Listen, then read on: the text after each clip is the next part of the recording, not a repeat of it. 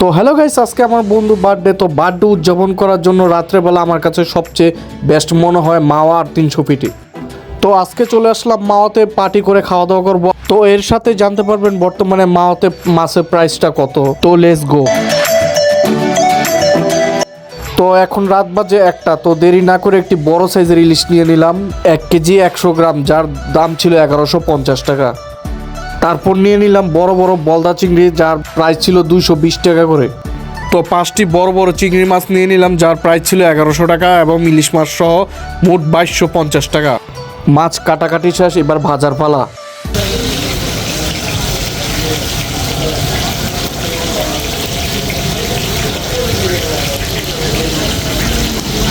তো এত রাতে শীতের বেলায় মাছ ভাজতে আমার অনেক ভালো লাগতেছিল। তো এটা চলতেছিল ইলিশ মাছের লেজের ভর্তা, যা অত্যন্ত ভালো। এই ঠান্ডা শীতের রাতে গরম গরম ধোয়া ওঠা ভাত, সরিষার তেলে ইলিশ খেতে জাস্ট অস্থির লাগতেছিল। এই হলো মাছের লেজের ভর্তা, যা আমার খুবই প্রিয়, যেটা গরম ভাতের সাথে খেতে আমার অনেক ভালো লাগে।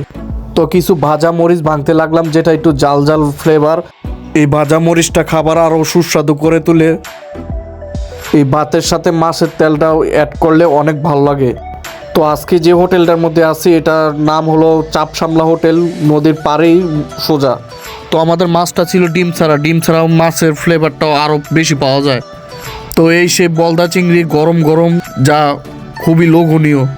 আপনারা যারা চিংড়ি মাছ খাবেন সব সময় বুনা করে খাবেন, এতে করে খেলে চিংড়ি মাছের খাওয়া পুরো স্বাদটা পাবেন। তো এখন রাত্রে যারা মাওতে আসে, কাস্টমারের চাপ খুবই কম থাকে, তো খাবারের প্রাইসও কম থাকে। তো থ্যাংক ইউ সো মাচ, আজকে এই পর্যন্তই।